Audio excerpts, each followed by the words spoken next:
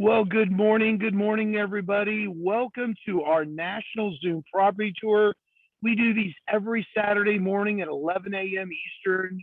As we are a national community of investors, we love sharing our community members' deals, and we like to bounce around the country and bring you a new uh, strategy or a new property every Saturday. And today we get to bring on my friend and community member Ken Muck coming out of Minneapolis, or excuse me, Minnesota.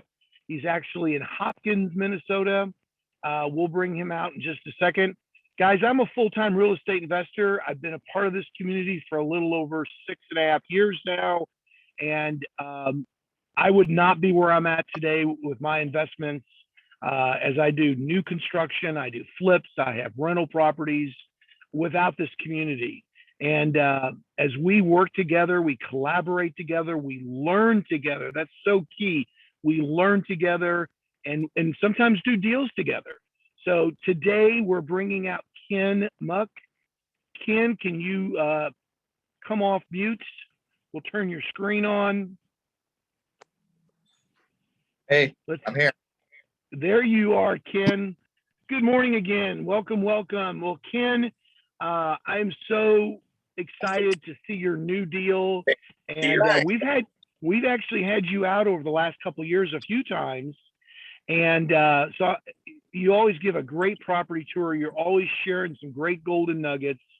And Ken, since we might have some new guests on today that have never met you before, they've never seen your property deals before. Can you come out first and talk a little bit about who you are and kind of like what your background is and why you decided to be an investor and the other.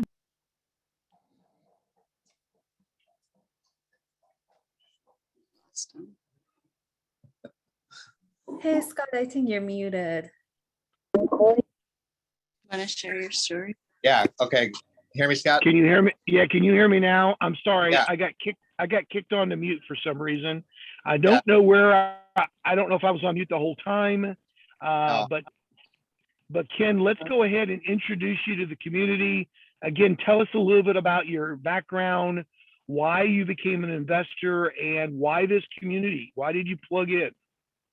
All right, great. Yeah. Yeah, I did hear you, Scott. You cut out for a second, but you're back now. So I was a painting contractor for years. I was working for builders and that were flipping homes. And, of course, at some point I had the revelation of, I should be on the other side of the fence, right? Like, why am I working for someone else? I've always had an entrepreneurial heart and thought process. So it took me on this journey to learn this business of real estate investing. And about 3 years ago, I met this community and my investing has taken off. I think this is flip number 12. I had 4 flips going on at one time. And so that's my ID for now is flipping, but looking at doing more buy and holds moving forward. But that's how I got into business and found this group, and this the power of community. And like you said, Scott, we not only learn together, but we do deals together. I have private lenders that are in the community, and I'm learning more and more about not just flipping a house, but the lending, where do you get the money? Where do you find the deals? Those are the questions that I had for myself. And now that's the stuff I wanted to learn. And so, the power of this community is just tremendous.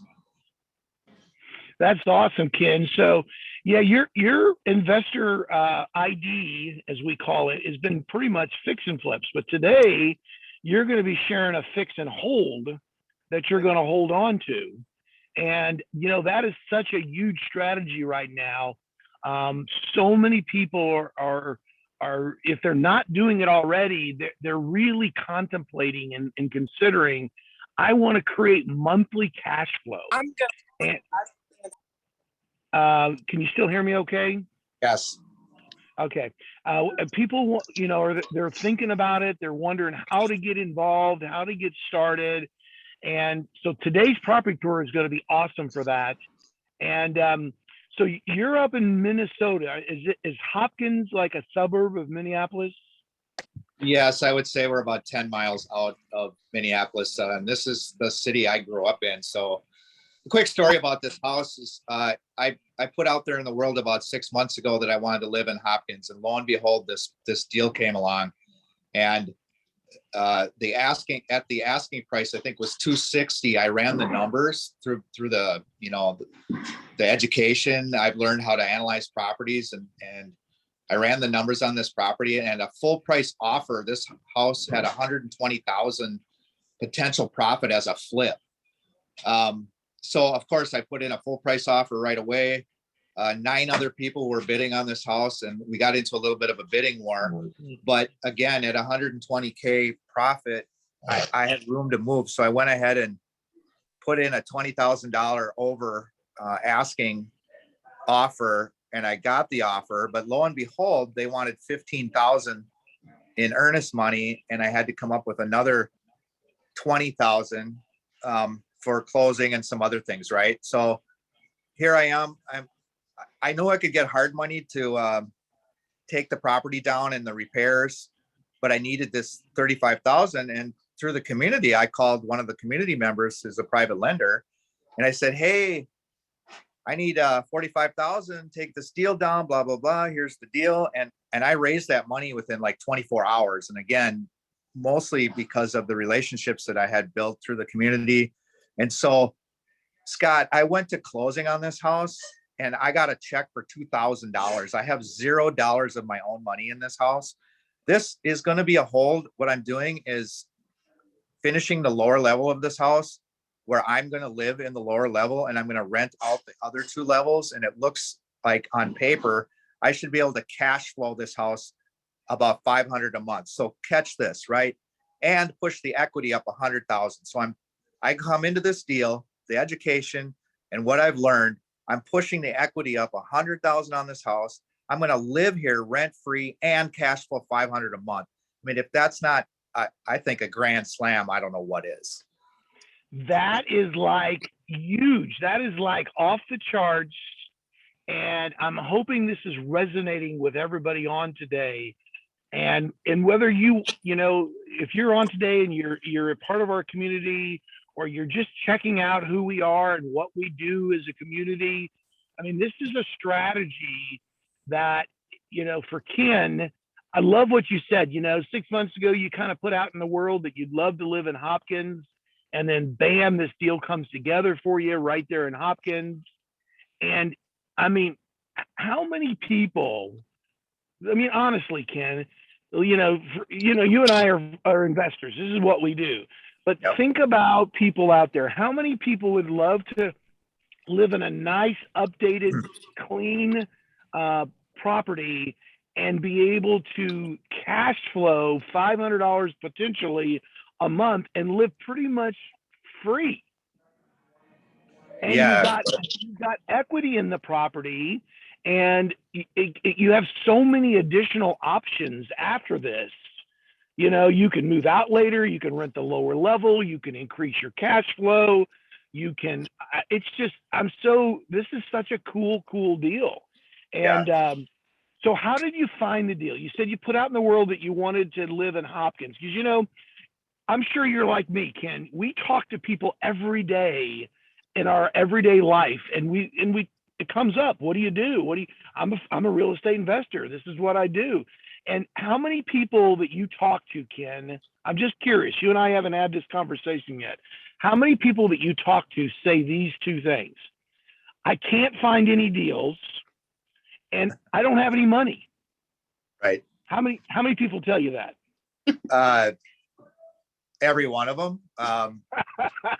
Yeah. And so you're right. The thing is, what I've learned about money, and again through this community, is there's a ton of money out there. I mean, there's more money than you could ever need, right? And it's about learning that real estate is a tangible asset, right? And so I've gotten to the point now with my education and confidence that I can have conversations with people that have money, and that now I have an opportunity for them to get their money to work. It's not me begging someone for money, right? It's, hey, I got something for you, guy or girl with the money. I met a lady at National, Scott, and she said her nickname was the Purse. I said, oh, the Purse. That means you have a lot of money. She said, yeah, I do. How much money do you have to lend? She said, oh, I have 10 million available. I said, oh, that's interesting. So if I needed 300,000 or 400,000 to take down a flip and renovate, was that something you would be willing to lend to? She said, yeah, absolutely. Here's my email. I mean, honestly, I'm not going to say it's easy. You have to put yourself out there, right? But again, with the knowledge and education comes confidence. And so I'm so confident with the money. The money's not a problem. I mean, I took this deal down, and not only was $0, but I went to closing and got a check for 2,000. Like, who does that, right? You don't do that without having the knowledge to be able to do something like that. So, and then as far as finding deals, yeah, you're right, Scott. You just have to put out there in the world, what you do. This house honestly did come off the MLS, but the numbers were right. Like I said, I ran the numbers as a flip. Full price offer was over 100,000. That's an easy property to put an offer in on, right? Absolutely.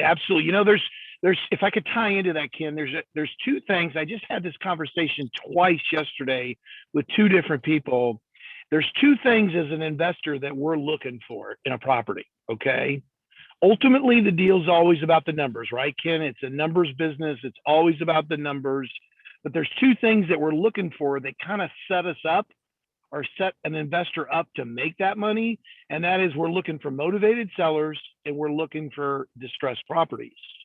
And when we can find motivated sellers and distressed properties, that gives us an opportunity. I see what you got going on there. I can see behind you, and you're going to take us to the house here in a little bit, but you're adding value through the rehab dollars you're putting into it. You're adding value to that property. And like we're going to share with everybody on the slide toward the end for folks, because I know everybody on's always excited about the numbers, about the equity that you're going to have when you complete with the rehab.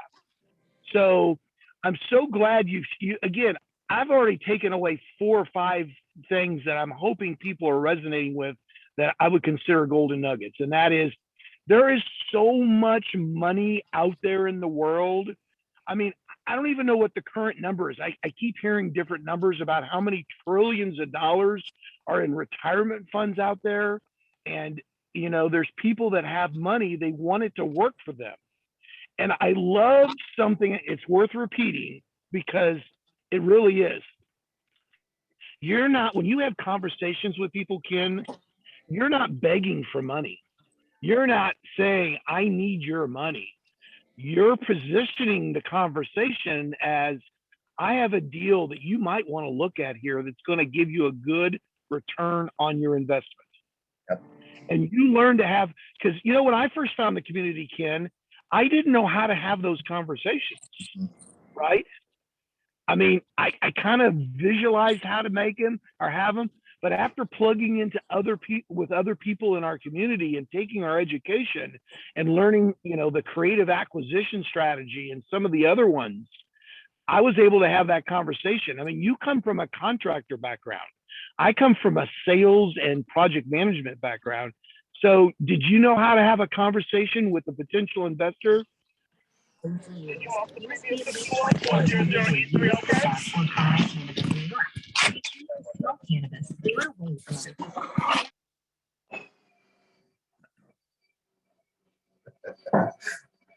All the glory of Zoom.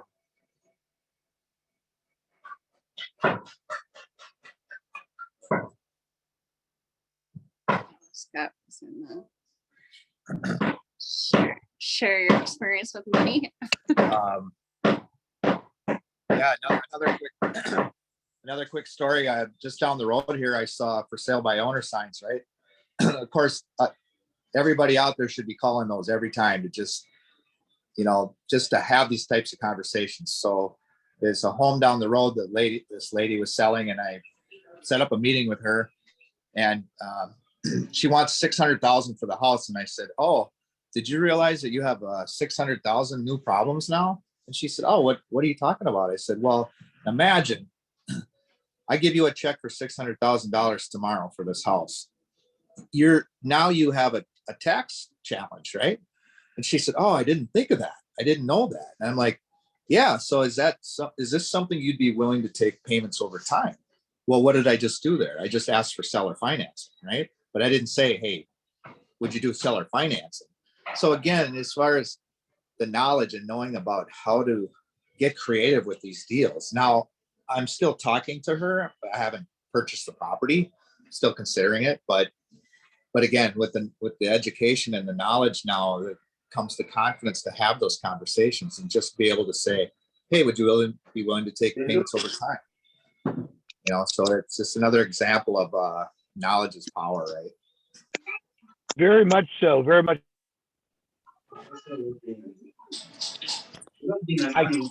Somehow I keep getting. Yeah, I know. It's okay. I'm back off mute again. That's the third time I got muted there. I know people are excited to see your property. So are you going to start outside, or do you start on the first floor? Where are you going to start at for everybody? I think we'll go up there. This house has 3 levels. It was a 4-bedroom, 2-bath that now is going to become a 6-bedroom, 3-bath. So there's 2 bedrooms and a bath on each level. We'll go upstairs, but honestly, there's contractors here working, there's plumbers. And so if they start making some noise or whatever, I'll start up top and we'll go to the main level and then down. How's that sound? Sounds exciting. So as you're walking up to the 3rd floor, Ken, I'll go ahead and I hope everybody caught what Ken talked about. He's adding bedrooms and he's adding a bathroom, if I understand correctly. He's adding a couple bedrooms and a bathroom. Yes, and those additional bedrooms and baths are in the lower level that was unfinished. Yes. I want to stop here. So by adding those bedrooms and bathroom, he's adding value and adding that additional equity to the property as well.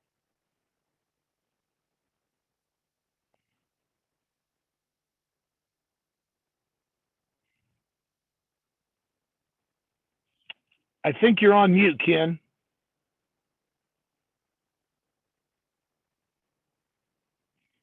Yeah, we cannot hear you, Ken. How about now? Yes, All right. We can hear you. You're good. The noise of a drill. So I was just getting us up here.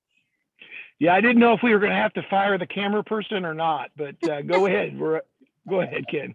Oh, we love the camera person. I know we do.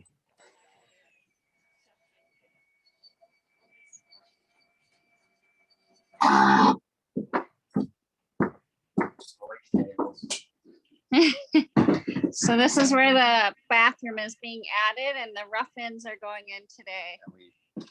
Awesome. So it's bigger. Yeah. And then some floor joist repairs.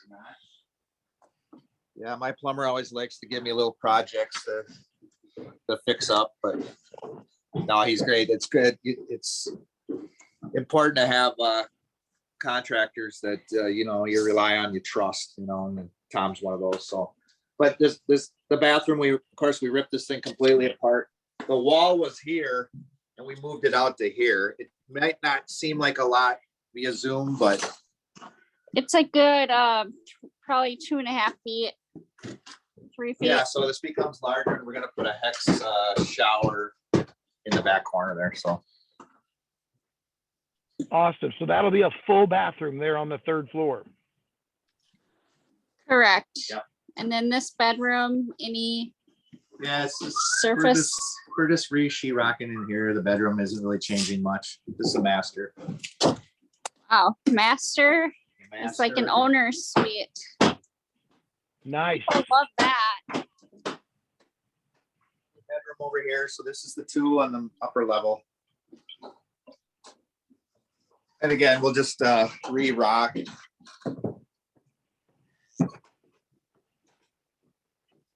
What kind of flooring you putting up there, Ken? Is that going to be carpeting?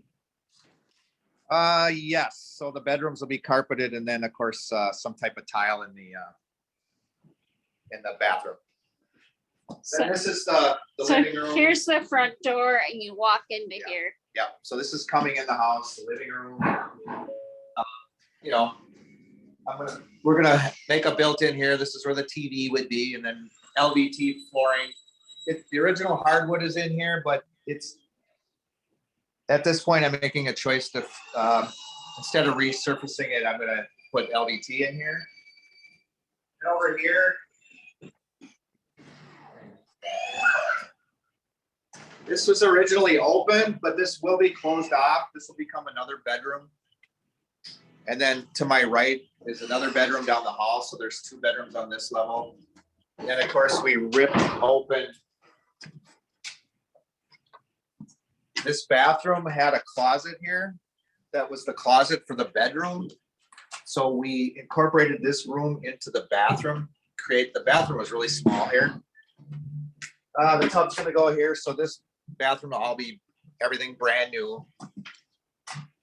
Oh yeah, it was that beautiful blue bathtub. Woo.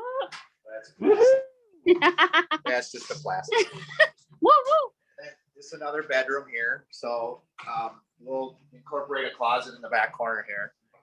So we took the closet out of this room, put that room into the bedroom or bathroom, sorry.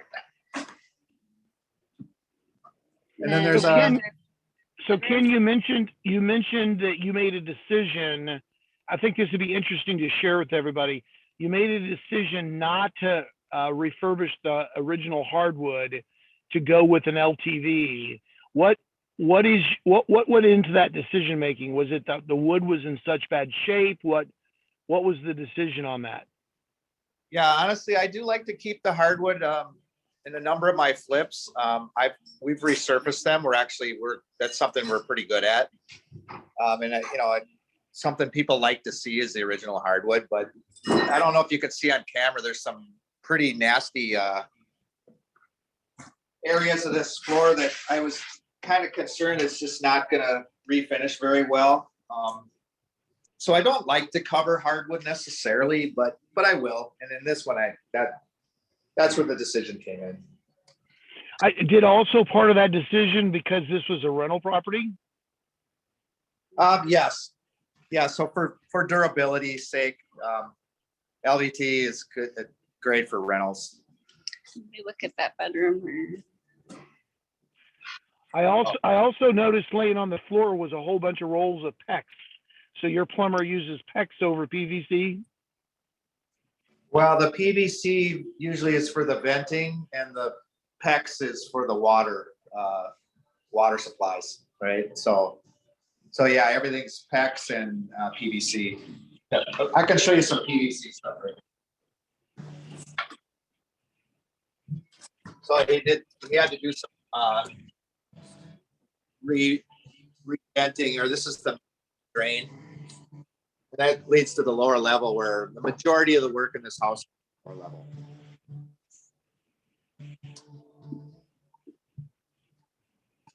So then so to finish off the main level, the kitchen is going to all be brand new. There's quite extensive electrical work done in this house too. And then over behind me here is a pretty nice sunroom. And that'll just get painted and cleaned up. One thing is, so to create the space that I need, this is going to be closed off. This is the side door where you come in the house. And then I'm going to create an opening here. And this is where you would travel from the main level to the lower level. This will be closed off, and this space will become part of the kitchen. So it'll expand the kitchen a little bit. Then we'll migrate downstairs. I can hear they have the radio on kind of loud. So when we get down there, I'll have them turn it down. But It's good music though. This is fun stuff. We have fun doing this, right? You gotta have fun. Get ready to dance.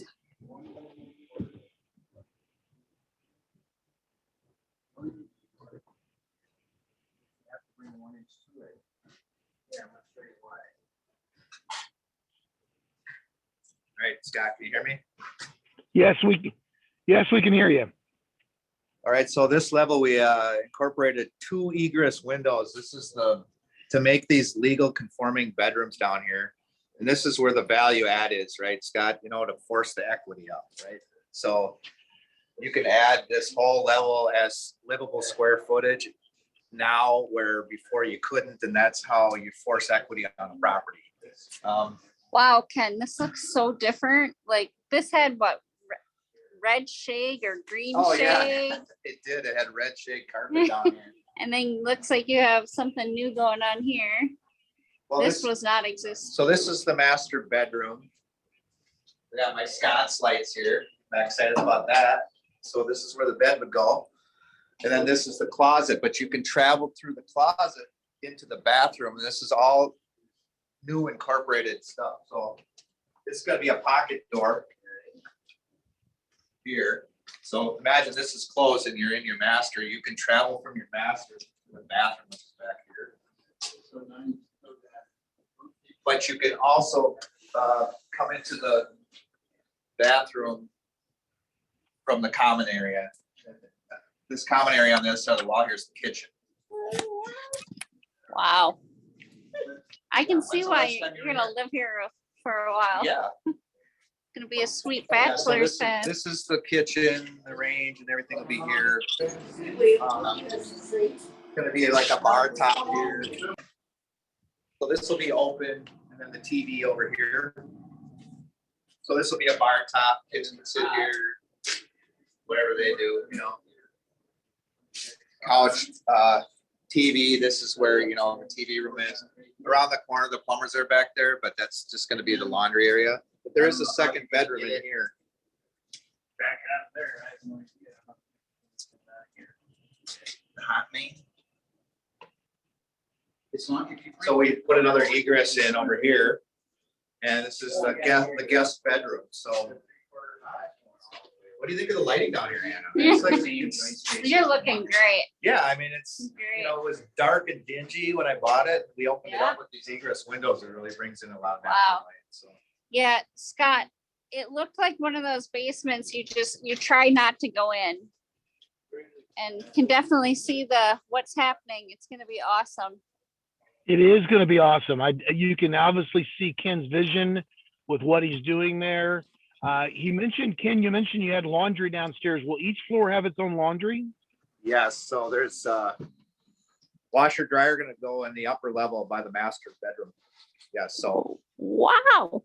yeah, it's gonna be dialed into 2 laundry areas, 2 kitchens, 3 bathrooms, 6 bedrooms. So it's gonna be definitely a performing asset. Excellent. That's awesome. So what was your timing on this as far as from when you acquire to when you are completed? Is it about 6 months? Yes, that's what I have on paper, and we are coming up on 3 months in. The plumbers are here now to finish up the rough ends, and Scott, you know, maybe you know as well as I do, once you get the rough ends done, you can get your framing inspected. Once that's done, then the floodgates open, then you can go after everything else, the drywall work, the flooring, you know, and get to the point where you're getting all the finishes in, right? The vanities, flooring, drywall. So that's what I'm really pushing for, is to get these rough ends done, and that's why they're here on a Saturday. That's awesome. I know I've got I've got contractors working for me on Saturday today as well, and I actually have a painter working today and tomorrow to try to catch up a little bit. And that's awesome when you have good relationships. And I now, like these guys you got working in Hopkins, are these some of the same crew that you've used in some of your other flips? Yeah, these guys have been with me through the last 8 houses probably. Yeah, and they're it's like a father-son crew, and yeah, it's definitely a relationship, right? It's not just, yeah. I prefer to work with more of the family-oriented businesses than a big type businesses, because then you just kind of become a number, you know. I'm with you all the way. So You know, one of the things, it's a good time for me to mention this, guys, during today's property tour.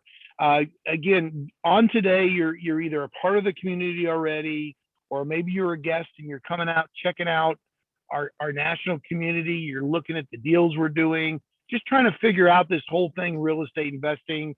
I do want to mention for everybody on today, if what Ken is talking about today is resonating with you and you want to learn more about this community Ken's been talking about meeting private lenders, meeting people and collaborating, doing deals with people, learning with people, you know, getting educated and becoming knowledgeable about this industry. Right after today's property tour, we have another meeting that you can jump on. We call it an introduction to our community. It starts right at the top, maybe a few minutes after the top of the hour. It is a different link. So whoever invited you out today, get with them and they can send you that link and you can attend. And it's going to be more about our community and about the education and about the collaboration and our national community. So get back with who invited you and they can get you that link and get you signed up for that.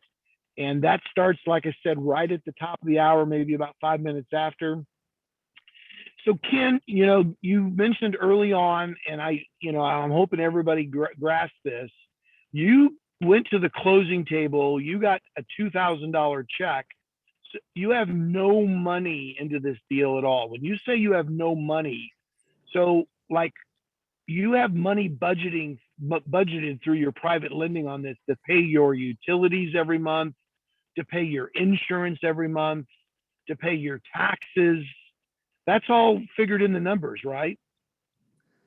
Absolutely. So I think I mentioned I had agreed to 15,000 earnest. And then when I said, I needed another close to 20,000 for closing, that included the 6 months worth of insurance and taxes. And I actually, I needed 35 and I told my private lender I needed 45. So I actually grabbed 10 grand more than I needed. And if you do the cost analysis of that money, that extra $10,000 is minimal as far as the expenses, So I took enough to make sure, yes, that I have enough money sitting in the bank to make the monthly payments necessary to keep this project going.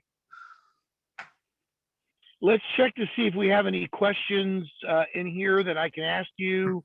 Let's see. It's beautiful. Yes, Eric is a plumber by background. He says, I prefer PEX because it doesn't get brittle and crack like CPVC does over time.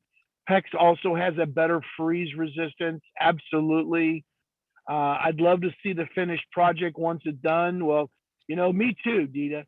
I'd love to have Ken back out in a few months. He says it'll be done within maybe another 3 months. Maybe we can have him out and toward the end and show it because I can't wait to see it.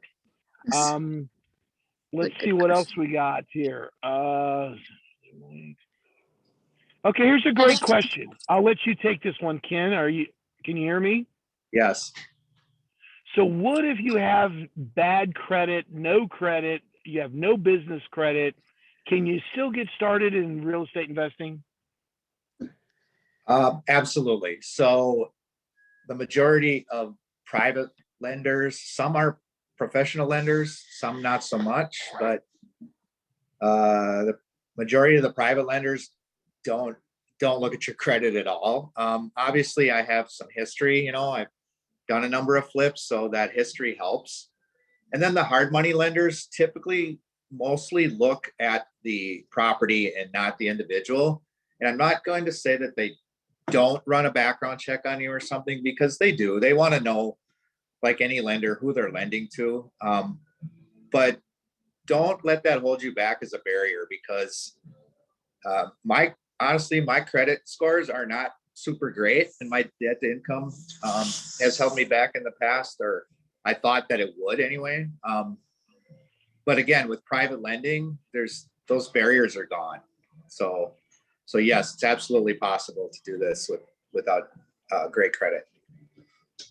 Yeah, that's great. Let's see what else we got here. But we, Cliff wants to Scott, know. we also have resources in our community to, which I've used to repair our credit too. So that's another, I mean, we don't just teach real estate investing. We have a lot of self-development courses and taxes and insurance and how to structure your entities. And it's really comprehensive. Absolutely. Absolutely.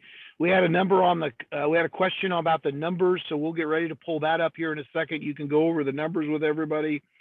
So let me ask you this question, Ken. I mean, you've done over, what do you say, over 12 flips now? Yes, this is 12. Okay. And you're going to hold on to that one. And, Yes. and you've already told the story to everybody that you're going to live in the lower level for free and generate about $500 potentially a month in cash flow. And that's cash flow after the taxes, insurance paid, things like that. So it's just it's a grand slam. You're hitting it out of the park on this. But if you were talking to somebody today and they have just getting started in real estate investing, and maybe they don't have the background, like you come from the trades, you had contractor background, and you had some experience and some knowledge about stuff. But if someone's brand new and they don't know about investing, but they know they want to get into it, would you recommend that person go out and do their very first deal on their own? Or would you recommend that maybe they partner with somebody that's got some experience? Well, it takes a number of things to put a deal together, right? It's, time, money, knowledge, and relationships. So you do need to educate yourself, and that's the big part of this community, right? Is the education and learning to do this correctly. The other thing is, like you said, Scott, if you don't come from a construction background, you have to develop relationships, and this all gets done through other people, right? So the knowledge is number one. You gotta have the knowledge, and you don't just get that knowledge on your own. You have to be willing to learn and take responsibility for your own learning. And that's another thing too, right? This isn't a get rich quick thing. This isn't somebody else is going to do it for you thing. But we have a road or a pathway that we can take you down to build the necessary goals to build this lifestyle by design that everybody's looking for, right? To design your life the way you want it to be, to not have to be, to work for yourself or to have the options to make decisions in your life, to do the things that you want to do. And so the knowledge is big, and then the relationships. You have to build your team, and that takes time. And I have realtors that I work with that are looking for deals constantly. I have contractors, of course. And then the money, like I said, honestly, people think money's the barrier. I think the money's the smallest barrier. There's enough money out there. And then, whatever amount of time, maybe you do less Netflix, maybe you do less or more what we call MMAs, money making activities. Anna's here, my camera person, and her and I talk all the time about, educating ourselves, developing ourselves. What money making activities are you doing? So that's what I would say to somebody is it's the knowledge. And once you get the knowledge, you start to develop the relationships. And then once you can find assets that can perform or have value, then the money comes. So that's what I would tell them. That's awesome, Ken. That's awesome. Well, let's go ahead and pull up the numbers. So I'm going to pull up the screen that I put together from your numbers that you can share with everybody and go over. So let me pull that up real quick here.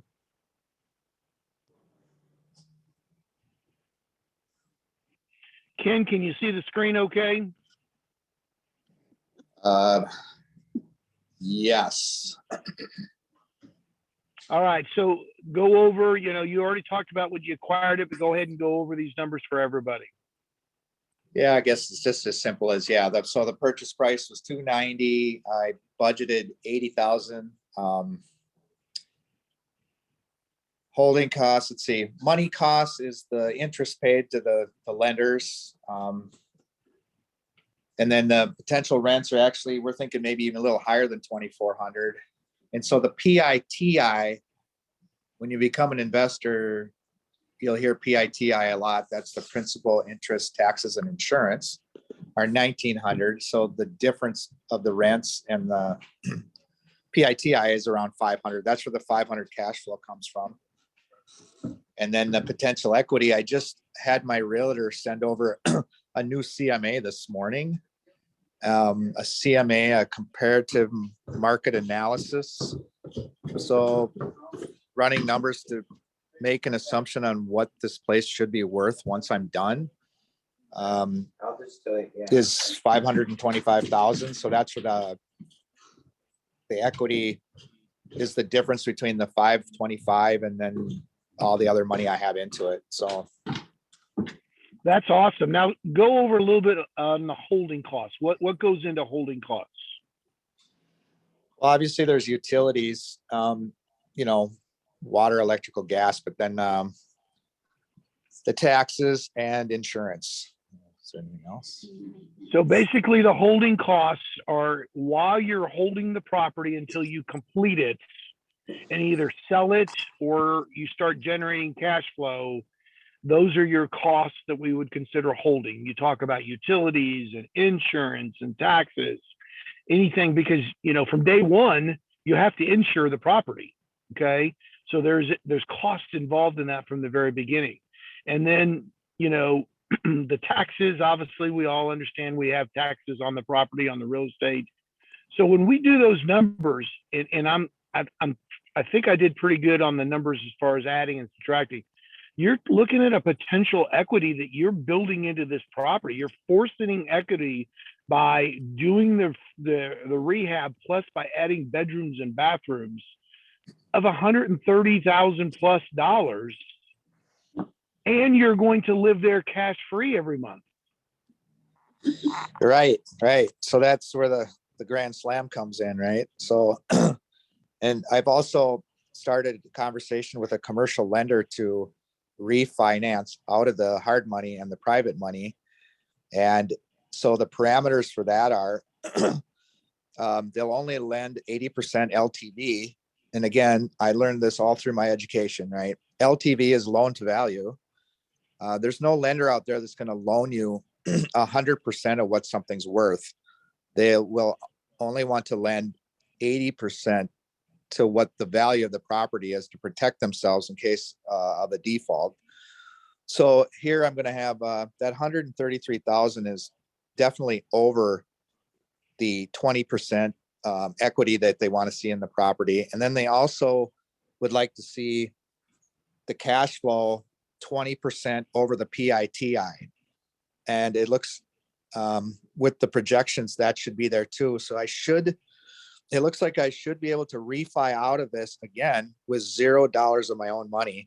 And then I'll take down the mortgage, and then the renters will pay the mortgage plus the $500.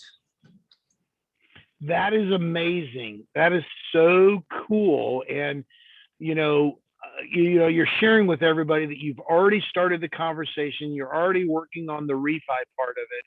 So you can actually change over from your hard money lender or your private lender into something more conventional or more fixed. And so Ken, talk a little bit about some of the, being a real estate investor is obviously opens up a ton of tax deductions and different things that we're able to do and within our business. But what about having a rental property? What kind of things does that create to help you from a tax deduction standpoint? Well, yeah. So Mark Kohler, one of our instructions, talks about, everybody should be purchasing at least one property a year to take advantage of, depreciation, appreciation, the cash flow. What do I want to say to that? So you have to look at a rental as like owning a business, and that's what it becomes. It's a business. So then Tax free. Yeah. Yeah. So then, as business owners, we have, close to 400 different ways we can deductions, as opposed to a W-2 employee has, I think it's like 14 or less. So I think I hit them, Scott, unless you can think of anything else. Appreciation, depreciation, cash flow, Tax write-offs. tax write-offs. Yeah. And you talk about the refart part of it, and this is always really cool is, you know, let's say you end up doing a relationship and you go through and you work with somebody that's basing this at 80% of the LTV. So you do the 80% of the LTV. Okay, that's, you know, that's potentially, you're going to get some cash back on the refi. Yeah, well, I could, and think of this too. So what is a guy like me gonna do with 130 in equity? Probably take out a HELOC. Okay, so that's another thing for people that don't know. When you have equity in your property, it's a home equity line of credit. And guess what I'll do then? I'll go buy more properties. So like you said, Scott, if I take more cash out of this property, it'll be to buy more performing assets to create passive income. I love it. I love it. I love it. And guys, I hope you're on when you're attending today and you're hearing what Ken's been talking about, that this stuff is jumping out at you and it's resonating with you. Yeah, Will, I'm same thing. I appreciate it as well. Will's got a comment. He says, awesome job, appreciation, taxes, principal pay down, cash flow, baby, buy and hold all day long. Yeah. So it's really awesome to be able to create that monthly cash. You know, when I grew up, Ken, you know, in the 60s and 70s, so I'm kind of dating myself here. You know, I was always told that cash was king. And, you know, that's only partially true. It's cash flow that's king. Can you speak a little bit of the difference in cash flow and cash?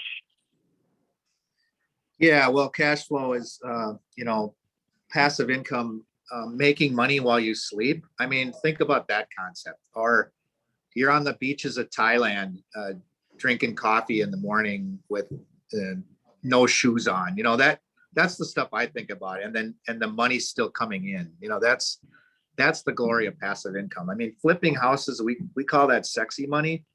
You know, everybody, not everybody, but a lot of people, oh, you flip houses, I want to flip houses too. And I'm like, are you sure?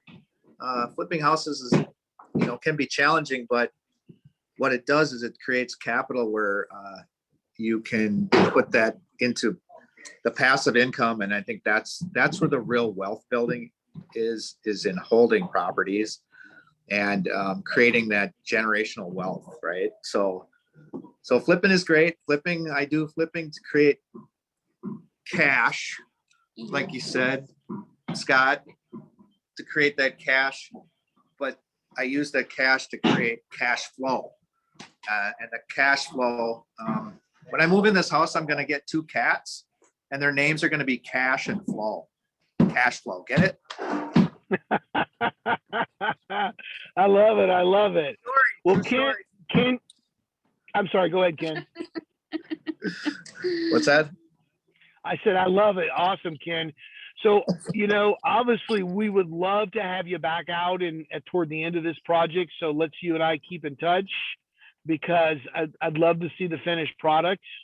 And, you know, I appreciate you being so gracious and taking an hour out and having your beautiful camera person there and her assistant, Roy, Anna and Roy, out helping today.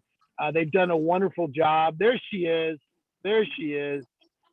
And, you know, Anna's story is so awesome too. I mean, her background, her PhD, just everything. We've shared her flip. We've shared a couple short-term rentals. You know, this community up in Minnesota, they're doing some great things, and then they truly collaborate and work together and help each other out and learn together. They've got a great little office up there. I can't wait to hear more about that and what they're doing and sharing the information. But guys, if you want to learn more, if you're on today and you want to learn more about our community, please reach out to who invited you, and you can attend the next segment that's coming up right at the top of the hour. It is a different link, so it won't be this link. It'll be a different one, and they can get that to you. But you're going to learn a lot more about what Ken has talked about today. It's going to be expanded. We're going to have the mayor doing it. He does a wonderful job. He's a great full-time real estate investor. He's been a part of this community a little bit longer than I have, but he's doing some amazing deals. And so, guys, again, I want to reach out to Roy, to Ken, to Anna. Thank you guys for taking an hour out of your day on this beautiful Easter weekend. I hope everybody has time with their loved ones tomorrow, their family. And I appreciate everybody coming out today. And we'll see you guys on the next tour next week at 11 o'clock. We're actually going to come right back to Minnesota next week, Anna and Ken. We're going to actually have Megan Dale out. Oh, yeah. And she's going to be sharing her flip next that's Saturday at 11 o'clock. You guys don't want to miss that one. It's people in our community formed a company together, and they're taking down 15 flips and doing burrs together. So power the community. Don't miss next week. That's awesome. So guys, have a great Easter weekend. And for now, God bless. And we'll see you guys on the next